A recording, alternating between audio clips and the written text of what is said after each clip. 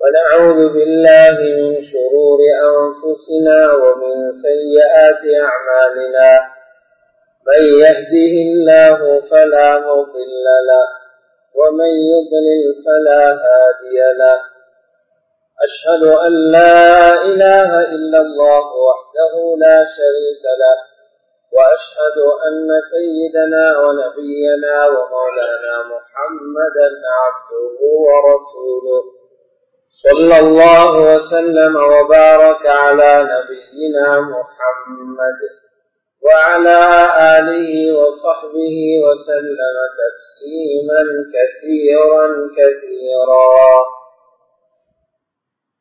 أما بعد فيقول الله تبارك وتعالى: أعوذ بالله من الشيطان الرجيم. بسم الله الرحمن الرحيم. أم نجعل الذين آمنوا وعملوا الصالحات كالمفسدين في الأرض أم نجعل المتقين كالفجار. وقال الله تبارك وتعالى: أم حسب الذين اجترحوا السيئات أن نجعلهم كالذين آمنوا وعملوا الصالحات سواء محياهم ومماتهم ساء ما يحكمون. صدق الله العظيم. وقال رسول الله صلى الله عليه وسلم: بعثت لأتمم صالح الأخلاق.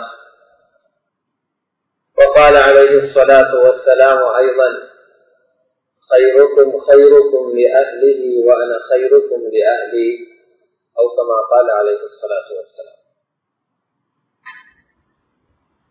எல்லா புகழும் புகழ்ச்சியும் அகிலத்தை படைத்து பரிபாலிக்கும் ஏகவல்லோன் அல்லாஹ் ஜல்ல ஷானுஹுக்கே உரித்தாகும். ஸலவாத்தும் ஸலாமும் எமது உயிரிலும் இனிய சய்யிதுனா முஹம்மது ஸல்லல்லாஹு அலைஹி வஸல்லம் அன்னவர்கள் மீதும், அவர்களது குடும்பத்தார்கள், பரிசுத்த மனைவிமார்கள், புத்தக சஹாபாக்கள், தாபிஈன்கள், தபூ தாபிஈன்கள் மற்றும் எல்லா முஃமினான ஆண்கள் பெண்கள் அனைவர்கள் மீதும் உண்டாவதாக. கண்ணியத்துக்குரிய அல்லாஹுடைய நல்லடியார்களே, அல்லாஹு சுப்ஹானஹு வ தஆலாவினால் ஏவப்பட்ட ஏவல்களை எடுத்து நடத்துவாரும், அவனால் விளக்கப்பட்ட எல்லா விதமான பாவங்களிலிருந்தும் விலகி தவிர்த்து நடந்து கொள்ளுமாறும் தக்வாவை கொண்டு வசியத்து செய்து கொள்கிறேன். அல்லாஹுடைய நல்லடியார்களே, இந்த உலகத்தில பல பொறுப்புகளோடு வந்து வாழ்ந்து கொண்டிருக்கிறோம். அந்த பொறுப்புகளில் முதலாவது நாங்கள் ஒரு முறையான முஸ்லிமாக இந்த உலகத்தில் வாழ்வதற்கு முயற்சி செய்கிறோம். இரண்டாவது பொறுப்புதான் நாம் எவ்வாறு இந்த தீனுல் இஸ்லாத்தை அடைந்து அதிலுள்ள பிரயோசனங்களை பெற்றுக் கொண்டிருக்கிறோமோ, இந்த தீனுல் இஸ்லாத்தை மற்றவர்களுக்கும் கொடுத்து விட்டுத்தான் இந்த உலகத்திலிருந்து போக வேண்டும். இந்த ரெண்டும் ஒவ்வொரு முஸ்லிமுக்கும் இருக்கக்கூடிய மிகச் சிறந்த பொறுப்புகள், மிக உயர்ந்த பொறுப்புகள், மிக அதிகமான நன்மைகளை தரக்கூடிய பொறுப்புகள். ஆகவே இந்த இரண்டு பக்கங்களையும் அடிப்படையாக கொண்டு ஒவ்வொரு முஸ்லிமும் முயற்சி செய்ய வேண்டும். முதலாவது தன்னுடைய ஈமானை சீராக்கிக் கொள்வதற்காக அந்த ஈமானுடைய சீராக்கலின் பின்புலத்தில் நாளாந்தம் ஒவ்வொரு நேரமும் எங்களிலிருந்து வெளியாகக்கூடிய செயல்களை அல்லாஹுடைய விருப்பத்திற்கு உட்பட்ட செயலாக ஆக்குவதற்குரிய முயற்சி. இரண்டாவது, இந்த தீனுல் இஸ்லாத்தை, இந்த தீனுல் இஸ்லாம் இல்லாத நிலைமையில் யாருமே உலகத்தை விட்டு பிரியக்கூடாது என்ற ஒரு நிலைமை உருவாக வேண்டும். அல்லாஹுடைய நல்லடியார்களே, இந்த தீனை அடுத்த மனிதர்களுக்கு கொடுப்பதற்கு சிறந்த வழிமுறைகள் பலதிருக்கிறது. அந்த வழிமுறைகளில் உயர்ந்த மிகவும் பிரயோஜனமுள்ள பரவலாக பலருக்கு அந்த தீனுல் இஸ்லாத்தை கொடுப்பதற்குரிய இடமாகத்தான் அல்லாஹு சுப்ஹானஹு வ தஆலா முஸ்லிம்களுக்கு பிரச்சாரம் கொடுத்திருக்கிறார், வியாபாரத்தை வருமானத்தை கொடுத்திருக்கிறார். இன்னும் சிலர்களுக்கு உத்தியோகங்களை கொடுத்திருக்கிறார். ஏனென்றால் எங்களுடைய இஸ்லாத்தின் அமல்கள், அந்த அமல்களை பார்ப்பதற்கு மஸ்ஜிதுக்குள்ளே வருபவர்கள் மிகவும் குறைவு. மஸ்ஜிதுக்கு வாருங்கள் என்று அழைப்பு கொடுத்தாலே கொஞ்சம் பேர் வருகிறார்கள். அவர்கள் பிரயோஜனம் பெற்றதாக சொல்கிறார்கள். ஆனால் அவர்களாக தேடி வந்து பார்ப்பது என்பது 100க்கு மிகவும் குறைவான வீதம். எங்களுடைய தொழுகையை நாங்களே பார்த்துக் கொள்கிறோம். எங்களுடைய நோன்பையும் ஜகாத்தையும் ஹஜ்ஜையும் நாங்களே தெரிந்து வைத்திருக்கிறோம். எங்களுடைய குர்ஆனுடைய திலாவத்தை நாங்களே மஸ்ஜிதுகளிலும் வீடுகளிலும் ஓதிக்கொள்கிறோம். ஆனால் இஸ்லாத்தில இருக்கக்கூடிய இவ்வளவு வெளிச்சமான, இவ்வளவு தெளிவான, இவ்வளவு அழகான இந்த விழுமியங்களை, இந்த அகலாக்குகளை அந்நிய மக்கள்ல இருக்கக்கூடிய பெரியவர்கள் எப்படி போனாலும் அங்கே இருக்கக்கூடிய சாதாரண பொதுமக்கள் இந்த விடயங்களை அறியாதவர்களாக இருக்கிறார்கள். அதனை அறியாததன் காரணமாக ஒவ்வொரு நாளும் ஆயிரக்கணக்கானவர்கள் கலிமா இல்லாமல் உலகத்தை விட்டு போய்கொண்டிருக்கிறார்கள். அவர்களுக்கு இந்த தீனை பரப்புவதற்குரிய இடம்தான் பஜார். பஜாரிலே முஸ்லிம்களுடன் எல்லா தரத்தில் உள்ளவர்களும் புலங்குகிறார்கள். எல்லோரும் ஒருவரையொருவர்கள் முகத்தை பார்த்துக் கொள்கிறார்கள். ஒன்றோ விற்பனை செய்கிறவர்கள் வியாபாரிகள் என்ற வகையில், அல்லது பொருளை நாங்கள் முஸ்லிம்கள் வாங்க போகும் போது நுகர்வோர் என்ற வகையில் ஏதோ அந்நிய மக்களுடன் தொடர்பு ஏற்படுகிறது. அவர்கள் அனைவர்களுடனும் பேசுகிறோம். அவர்களில் உள்ள படித்தவர்களுடனும் பேசுகிறோம். நடுத்தர வர்க்கத்தினருடன் பேசுகிறோம். அங்கே இருக்கக்கூடிய அடிமட்டத்தில் இருக்கும் பாவலர்களுடனும் தொடர்பு கொள்கிறோம். ஆகவே அந்த இடத்திலே மிக அழகான முறையில் எங்களுடைய தீனை அவர்களுக்கு சொல்லலாம். தீனை சொல்வதற்கு வழி பெரிய குர்ஆனுடைய ஆயத்துகளை ஓதி விளக்கங்கள் கொடுப்பதல்ல. அவர்களுக்கு கேள்வி கேட்க சொல்லி தலை சுற்றுகின்ற பதில்களை சொல்வதல்ல. வியாபாரத்தில் இருக்கக்கூடிய இஸ்லாம் காட்டுகின்ற அஸ்லாத்தை, நல்ல பண்பாடுகளை உங்களுடைய செயலிலே காட்டினாலே அந்த குர்ஆனை அவர்களுக்கு ஓதி காட்டியதை போன்ற இஸ்லாத்துடைய விளக்கத்தை கொடுத்துவிடும். அல்லாஹ்வுடைய நல்லடியார்களே, அதனால் தான் ரசூலுல்லாஹி ஸல்லல்லாஹு அலைஹி வஸல்லம் சொன்னாங்க, நான் உலகத்திற்கு வரும்போது அஸ்லாத்தியார் நல்ல குணங்களில் குறைபாடுகள் இருந்தது. அந்த அழகான நற்குணங்களை முழுமைப்படுத்துவதற்குத்தான் நான் உலகத்துக்கு வந்திருக்கிறேன். சஹீஹ் ஹதீஸில் இருக்கிறது, திருமதியில் பதிவு செய்யப்படுகிறது.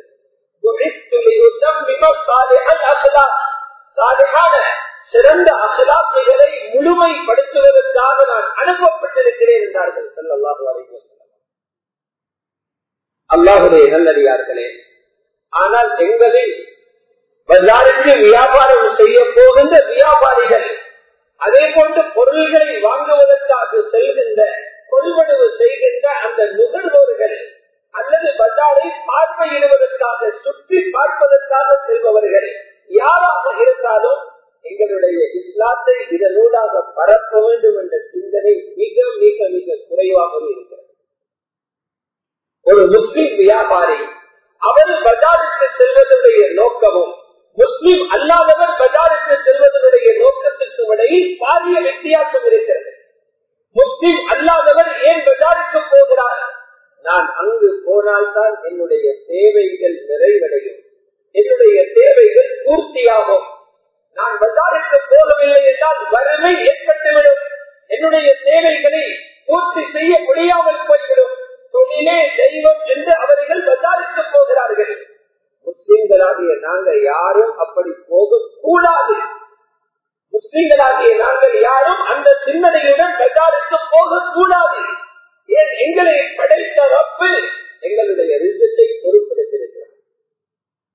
அவன் பொறுப்படுத்த பிறகு அவ்வாறு நினைத்துக் கொண்டு போவது சட்டத்தில் எப்படி இருந்தாலும் அது ஒரு ஒழுக்க சீர்கேடு, அது ஒழுக்கத்துக்கு மாற்றமான ஒரு சிந்தனை. எங்களை ரப்பு சொல்லுகிறான் குர்ஆன்ல, உங்களோட உலக வாழ்க்கைக்கு தேவையான அனைத்தையும் யாருக்கு எவ்வளவு என்று பங்கு வைத்து விட்டோம். யார் என்ன சாப்பிட போறீங்க, என்ன உடுக்க போறீங்க, உங்களோட வீட்டினுடைய அளவு என்ன, மனைவி யார், பிள்ளைகள் எப்படி, அனைத்தையும் பங்கு வைத்து விட்டோம் என்று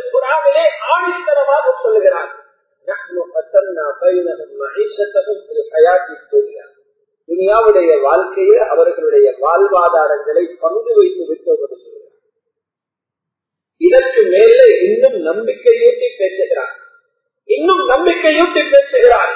உங்களுடைய ரிசல்ட் எந்த இடத்திலே ஸ்டோர் பண்ணி களஞ்சியப்படுத்தி வைத்திருக்கிறோம், அந்த பட்டோலைகள் எல்லாம் எங்களுடைய லவ்வுல் மஹ்பூதில தெளிவாக எழுதப்பட்டிருக்கிறது என்று சொல்கிறார்.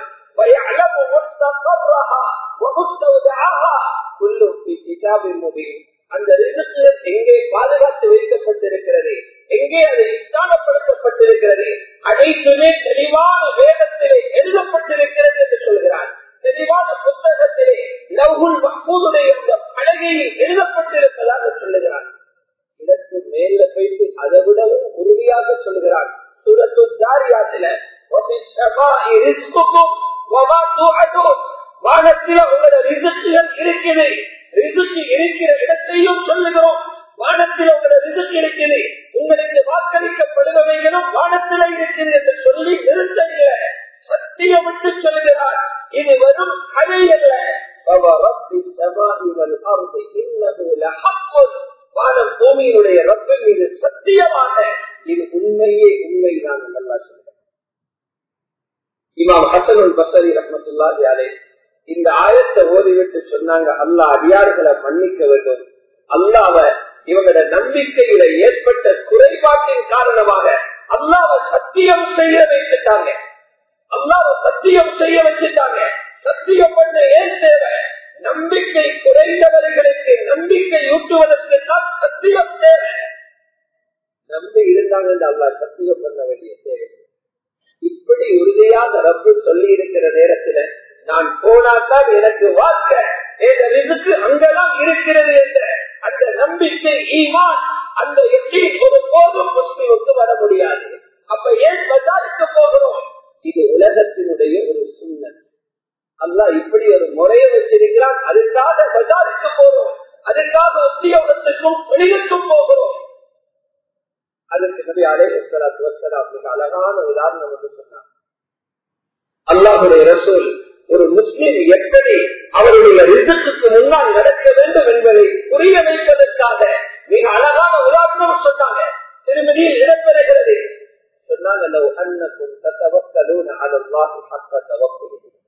நீங்க அல்லாஹ்வின் மீது உண்மையான நம்பிக்கை கொள்வீங்கன்னா உங்களோட பொறுப்புகளை அல்லாஹ் பொறுப்படுத்திருக்கிறார் என்ற அந்த தவக்குலோடு இருப்பீங்கன்னா பறவைகளுக்கு ரிஸ்க்குக்காரது போல அல்லாஹ் உங்களுக்கு ரிஸ்க் தந்திருப்பார்.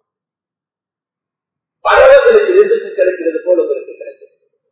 பறவைகள் எங்கேயுமே கூட்டில உட்கார்ந்துட்டு ரிஸ்க் வாயில வந்து விழுந்துடும் உட்காருங்க. பறவைகள் ஒவ்வொரு நாளும் பசியோடு வெறும் பயிற்சோடு காலையில புறப்படுது. அது போல நீங்களும் புறப்படுவீங்க.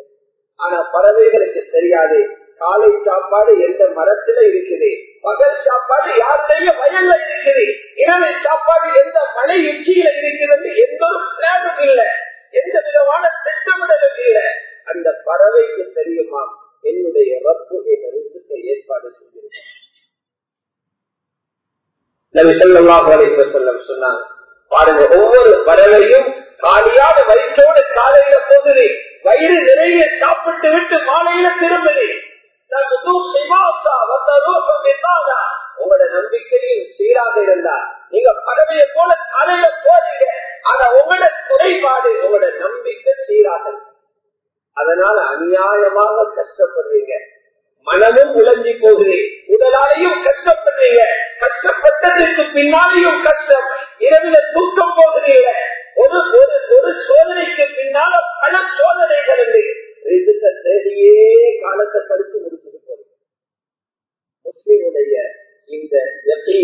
இந்த நம்பிக்கை முதலாவது சீராக்கப்படும். இஸ்லாம் ஒரு வியாபாரியான உலகத்தில் பரவ வேண்டுமாக இருந்தால் பஜாருக்கு போகிற ஒருவருக்கான ஹிதாயத்துடைய காற்று வீச வேண்டுமாக இருந்தால் இந்த நம்பிக்கையோட பஜாருக்கு போகிறோம். இரண்டாவது விஷயம், ஒவ்வொரு வியாபாரியும் 4 விஷயங்களை கையில எடுத்துட்டு பஜாருக்கு போக வேண்டும். 4 விடயங்கள். அதுல முதலாவது உண்மை, இரண்டாவது அமானிடம், மூன்றாவது நல்ல குணம். 4வது விஷயத்தை ஆரம்பத்திலே சொன்னேன், அவருடைய நம்பிக்கை சீராக வேண்டும். முதலாவது உண்மை, இரண்டாவது அமானிதம், மூன்றாவது நல்ல குணம். இந்த மூன்றையும் ஒவ்வொருவர்களும் பஜாருக்கு கொண்டு செல்வார்கள் என்றால் இந்த பஜார் போதும் தீன் பரவ. பஜார் போதும் தீன் பரவ. இஸ்லாத்தை ஒரு சாதாரண மனிதன் எழுத வாசிக்க தெரியாதவரும் ஒரு முஸ்லிமை பார்த்து இஸ்லாத்தை விளங்கிக் கொள்வார். முன்னைய காலங்களில் ஒரு வியாபாரிய ஒரு கிராமமே இஸ்லாத்துக்கு வந்திருக்கிறேன், ஒரு வியாபார கூட்டத்தினால் ஒரு நாடு இஸ்லாத்துக்கு வந்திருக்கிறேன். நிறைய சரித்திரங்கள் இருக்கிறேன். அவர்களுக்கு எங்களோட குர்ஆனை தெரியாது, எங்களோட ரசூலுல்லாஹ்வை தெரியாது. முஸ்லிம்கள் காட்டிய நல்ல தன்மையினால நீங்க எங்கிருந்து படிச்சீங்க தேடினாங்க. இந்த தீன் அவர்களுக்கு கிடைக்கப்பட்டுச்சு.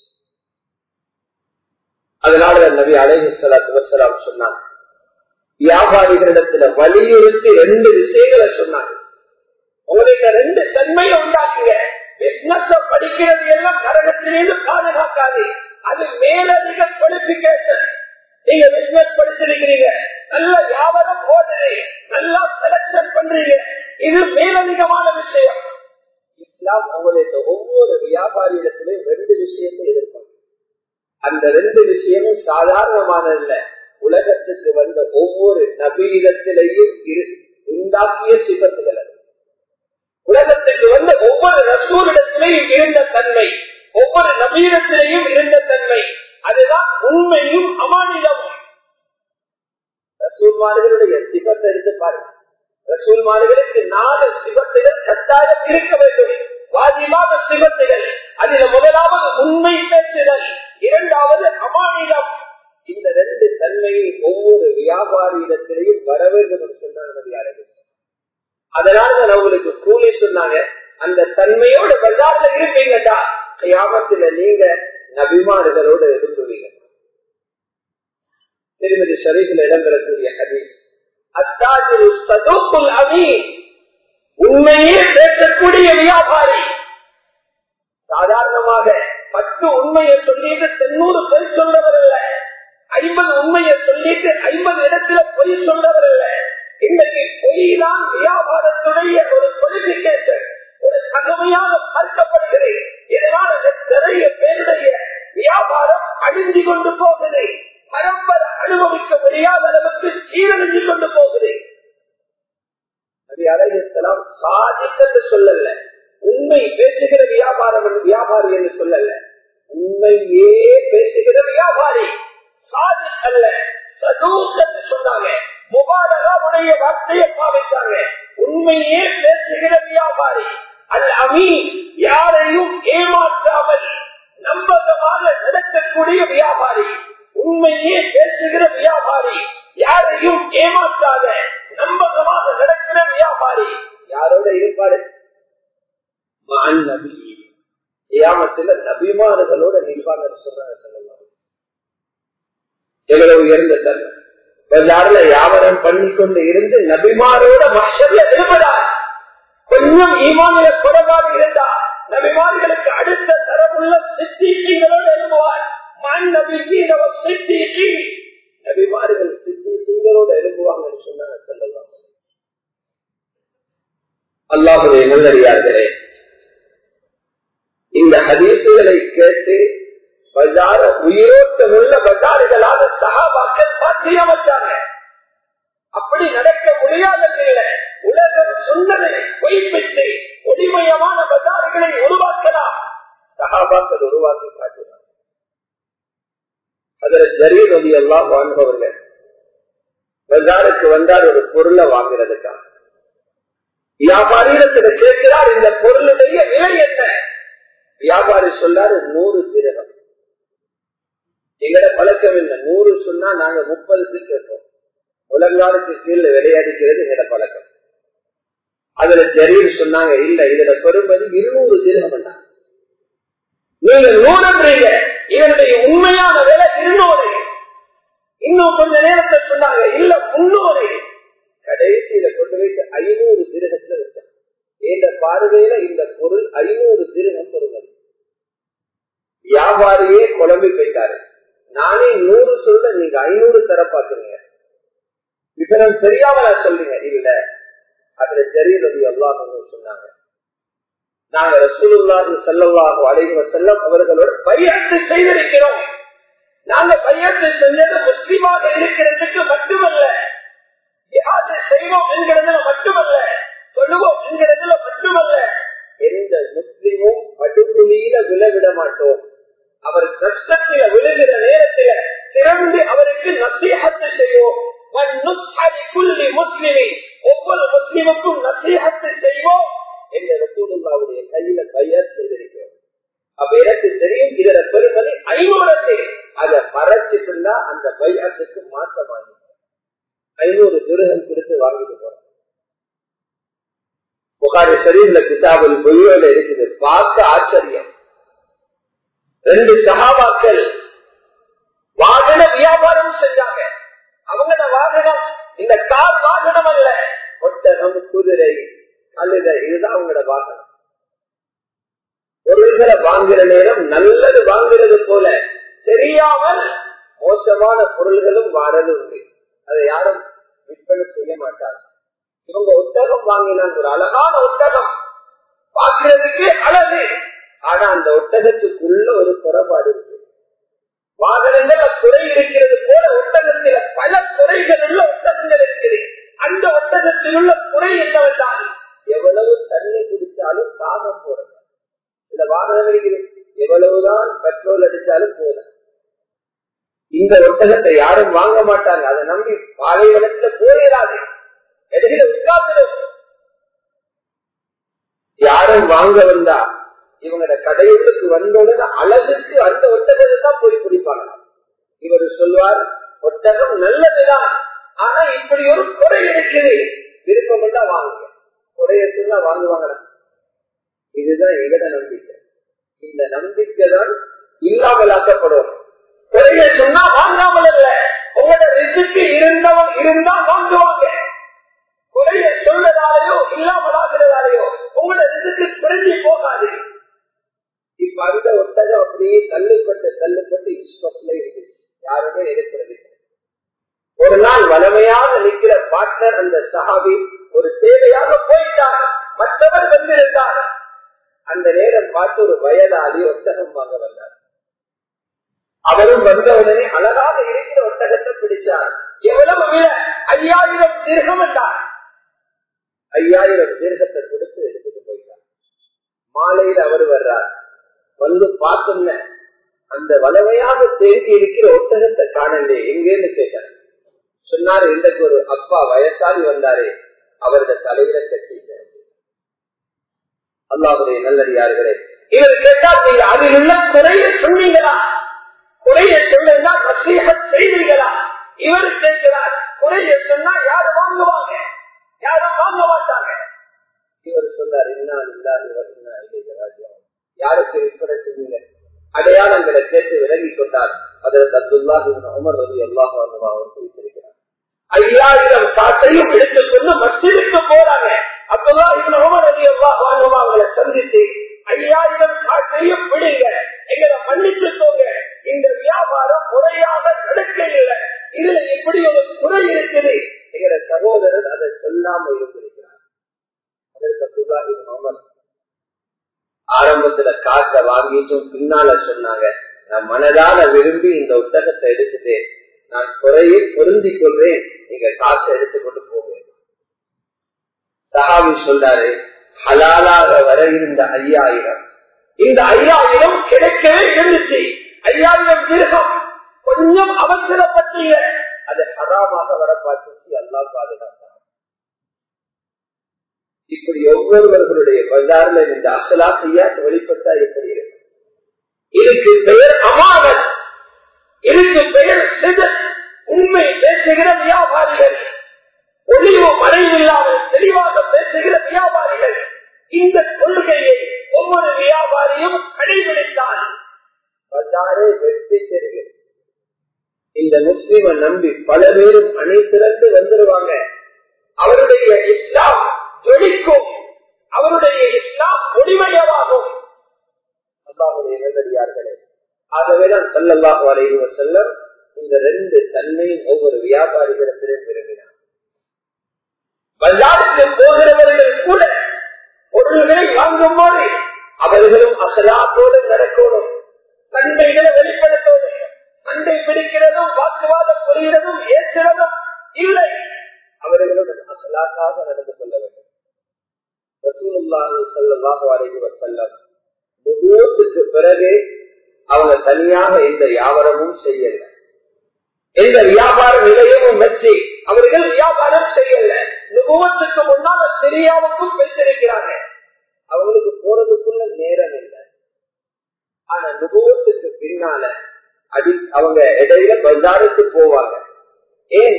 பஜாரிலையும் தீன் இருக்குது, பஜாரிலையும் இபாதத் இருக்குது. அவைகளை சரி பண்ண வேண்டும், விலைகளை சீராக்க வேண்டும். அப்படியே பஜாருக்கு போற நேரம் சஹீஹ் முஸ்லிமுடைய விரிவுரையான அல் மின்ஹாஜில இமாம் நவவி ரஹ்மத்துல்லாஹி அலைஹி எழுதுகிறார். சூர பிரதேசத்தில இருந்து ஒரு காபிரான மனிதர் வியாபாரத்துக்கு வந்திருந்தார். அவர் ஒரு விவசாயி, விவசாய பொருள்களை கொண்டு வந்து மதீனாவுடைய பஜார்ல விற்பனை செய்கிறார். ரசூலுல்லாஹி ஸல்லல்லாஹு அலைஹி வஸல்லம் அவருக்கு போய் அவரோட கலக்கிறார். ரசூலுல்லாஹ் ஒரு சிரிப்பு சிரித்தாலே பாதி இஸ்லாம் உள்ளத்துல வந்திருக்கும்.